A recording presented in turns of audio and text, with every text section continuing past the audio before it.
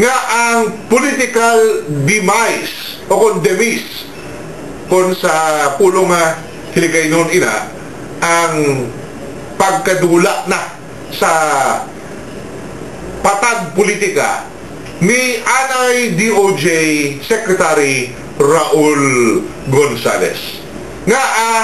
Nga kung ipaanggid naton sa kamatayon, ginakabig nga napatay na si Raul Gonzales sa patagsang politika.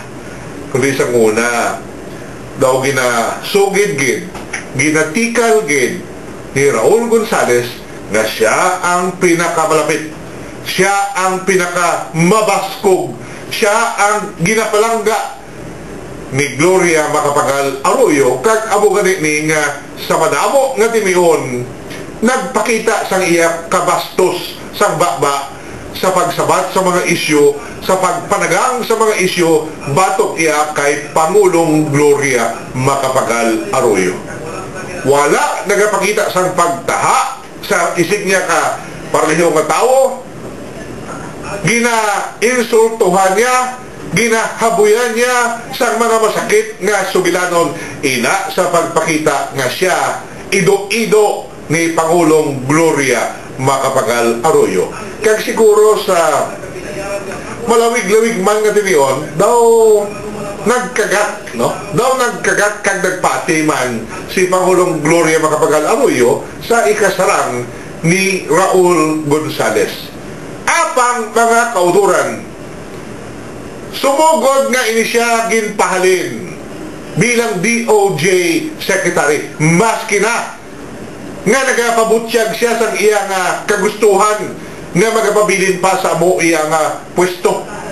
Nga kung siya lang pagustuhan, hindi pa siya kuntani magpanaog kay siya mga Oktubre pa siya iya manaog kay siya magapapili bilang alkalde sa syudad sang Iloilo. Tisi nga mga Oktuber tama din na nga manaog na ako kay kinahanglan magpanghanda man ako para sa lokal nga pamulitika. Pero sa nabaluan ta, nagasugit pa siya nga sige pa siya gihapon bilang DOJ Secretary gali sa tong bulan sang Hulyo na sipa na gali ini siya. Nasipa na ini siya. Maski na nga nagatikal pa siya sa to nga hindi pa siya pagpahalinon, wala siya kahibalo likom sa iya. Ginalikuman mga si Raul mo ni Pangulong Gloria Macapagal Arroyo, likom sa ihibalo ni Raul Gonzales. Sang nagatikal pa siya nga siya ang DOJ Secretary, napermahan na gali ang mando sang Pangulo nga siya ilisan papanaugon bilang DOJ Secretary kag himuon na gid lamang nga Chief Presidential Legal Counsel, no? Chief Presidential Legal Counsel. Ti mga kauturan makahuluya.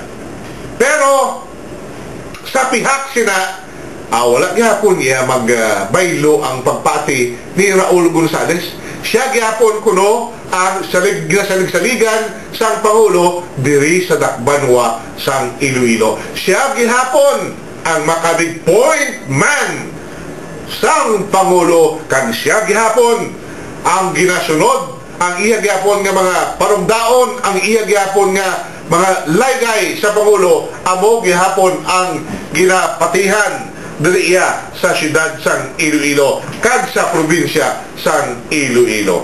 Ano natabo? Sang Huwebes madamo gid ang nakatalupangon, hindi gid malikawan nga talupang dun. Madamo gid ang nakatalupangon nga sang nag-abot diri si Pangulong Gloria Macapagal Arroyo, tiara man si ex-DOJ Secretary Raul Gonzales, nag-abi-abi man sa Pangulo dira iya sa Iloilo Airport. Apang sang magsakay na si Pangulong Gloria Macapagal Arroyo sa poster van o kung poster bus para nga magkanto na sabi Banwa San Pabia, kung ikong poster susubra 20 ang makasakay, kinadako mo. So sa coaster, mga 20 ang makasakay, nakalista dito kung sino ang luyag sa presidente nga mag-upod sa iya. Titanan to nga mga opisyales nga may kaangtanan diri sa mga proyekto sa Iloilo, dito nagsakay. Upod ni Pangulong Gloria Macapagal Arroyo. Mga kauturan, papati kamo kag sa indi. Makahuluya kag siguro makasiling kita ahay. Makaluluoy man ining si Raul Gonzales. Kaysang ini hana nga magsaka sa amo nga poster bus nga do mapakita man siya sa media kag sa bugos nga syudad kag probinsya sang Iloilo nga siya gihapon ang pinalangga, siya gihapon ang ginasalig-saligan ni Pangulong Arroyo diri sa Iloilo. Masaka punta siya sa bus, ginbalabagan sa Presidential Security Group. Di kung gasugid nga sa una, pag gusto ka lang sunod guwa sa Malacanang, nga kung ano nga tion nga gusto niya magpakikita kay Pangulong Gloria Macapagal Arroyo, makasunod siya nga maski wala sang appointment. So kung iya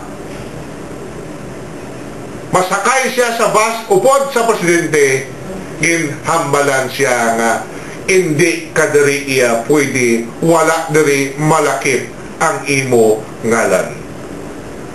Daw tampa yadto nga masakit sa nawong ni anay DOJ Secretary Raul Gonzales. Kag siya subong nagabatsyag siguro sang kasakit sang buot, pareho sang kasakit sang buot nga gidbatsyag sadto sang madamo na nga ginhabuyan niya sang hindi manami nga istorya, mga masakit nga mga tinaga kay tungod man nga siya nagapangapin sadto sa iya amo nga si Pangulong Gloria Macapagal Arroyo.